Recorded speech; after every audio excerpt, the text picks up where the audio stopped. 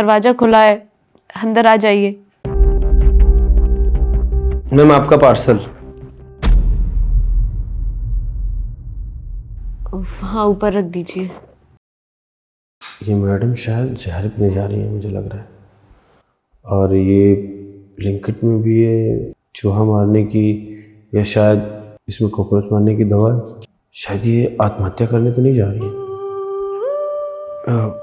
Ma'am वैसे आपका address क्या है? B2 604।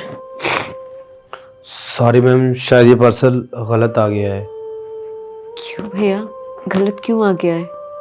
वो मैम ये पार्सल 3rd फ्लोर का था, मैं शायद गलत एड्रेस पे आ गया हूँ। मैम आप थोड़ा सा वेट करिए, मैं कॉल करके आपका पार्सल मंगा देता हूँ।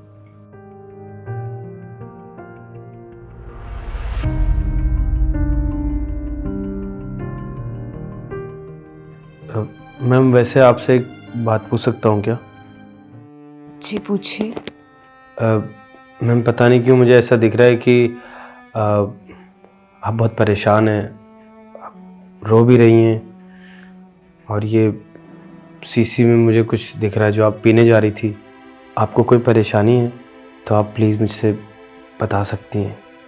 देखिए मैम, प्लीज़ आप गुस्सा मत करिएगा, मुझे पता है कि आपका मेरा कोई रिश्ता नहीं है, लेकिन फिर भी अगर आप चाहें तो आप अपने मन की बात मुझसे कह सकती हैं। मुझे पता है कि मैं एक अनजान व्यक्ति हूँ, पर अपना दोस्त समझकर, भाई समझकर या कुछ भी समझ के प्लीज़ आप अपने मन की बात कह सकती हैं मुझसे। प्लीज़ मैम आप ज़्यादा मत सोचिए। मुझे ऐसा लग रहा है कि अगर आप अपने मन की बात मुझसे बता देंगी तो शायद मैं कुछ मदद कर पाऊँगा आपकी, और आपके मन का बोझ भी कम हो जाएगा। भैया वो मेरे पति ने दूसरी शादी कर ली है, मुझे छोड़ दिया है, और कुछ दिन बाद मुझे ये घर भी खाली करना है। कुछ भी समझ में नहीं आ रहा है, मैं कहाँ जाऊंगी, क्या करूंगी, कैसे रहूंगी, कुछ भी समझ नहीं आ रहा मुझे। तो उनसे बहुत प्यार करती हूँ, उन्होंने तो दूसरी शादी कर ली। एक भी बार मेरे बारे में नहीं सोचा कि उनके बिना मेरा क्या होगा। और मैं कहीं जा भी नहीं सकती क्योंकि मेरी फैमिली नहीं है, ना मम्मी पापा, ना भाई बहन, और उनकी फैमिली में भी किसी को नहीं बता सकती क्योंकि उनकी फैमिली भी मुझे पसंद नहीं करती थी।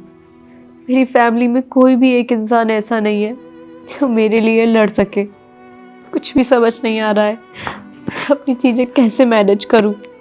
और मैं तो कहीं जॉब भी नहीं कर सकती क्योंकि इतनी पढ़ी लिखी भी नहीं हूँ, मुझे कहीं जॉब मिल जाए।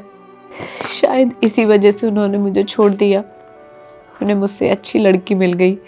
आपके घर में कोई तो होगा ना, लाइक चाचा, ताऊ या कोई रिश्तेदार, आप उनके घर चले जाइए। और मैम घर में तो बहुत ऐसे लोग होते हैं ना जो बेटियों की मदद कर देते हैं। हाँ सब लोग हैं, ताऊ जी, चाचा। पेरेंट्स ख़त्म होने के बाद कहाँ कोई मतलब रखता है, और वो लोग वैसे भी मुझसे बहुत ज़्यादा चिढ़े हुए हैं क्योंकि मैंने इनसे लव मैरिज कर ली थी। मैं किस मुंह से उनके पास जाऊंगी, क्योंकि मैं जानती हूँ अगर मैं उनके पास गई तो वो लोग मुझे घर से निकाल देंगे धक्के मार के, क्योंकि उन्होंने बोल दिया था मुझसे पहले ही कि आगे तुझे कोई भी प्रॉब्लम होती है तो खुद ही संभालना, हमारे पास मत आना। इसीलिए मेरे पास सुसाइड करने के अलावा दूसरा कोई ऑप्शन नहीं है, और मैं जीऊं भी किसके लिए? कोई होना भी तो चाहिए जिसके लिए मैं जीऊं। भैया अब आप जा सकते हैं यहाँ से, और मेरी इतनी बात सुनने के लिए आपका बहुत बहुत शुक्रिया। वो सब तो ठीक है मैडम, पर ज़िंदगी छोड़ देना बहुत आसान होता है, पर जीना थोड़ा सा टफ। लेकिन अगर आप कोशिश करेंगी तो सब आसान हो जाता है। देखिए, ऊपर वाले पे भरोसा करेंगी तो सब ठीक हो जाएगा। और अगर हो सके तो मैं एक अजनबी हूँ और मुझ पर थोड़ा सा भरोसा करिए।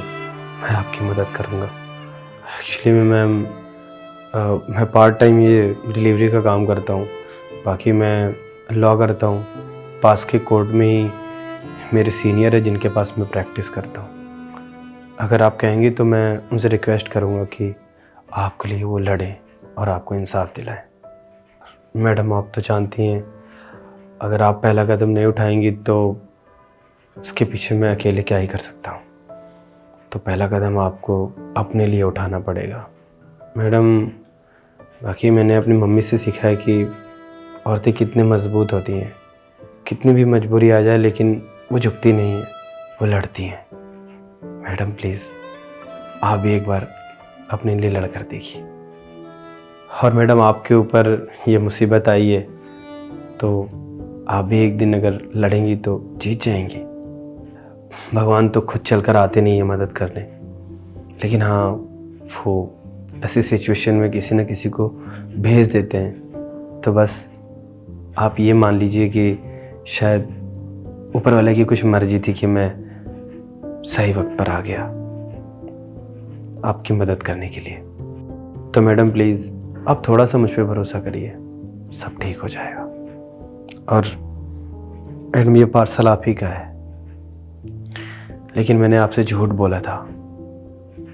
मुझे लगा कि मुझे आपसे बात करनी चाहिए, आपकी मदद करनी चाहिए, और बड़ी ही सहजता से आपने मेरी बात सुनी, मुझे बहुत अच्छा लगा।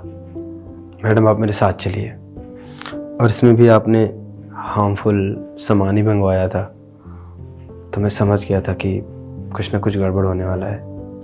और मैडम बिल्कुल चिंता मत करिए, देखिए बात करने से आधी चिंता आपके चेहरे से उतर गई है। और आप मेरे साथ चलेंगी, मैं आपकी मदद करूँगा, सब ठीक हो जाएगा। ठीक है भैया,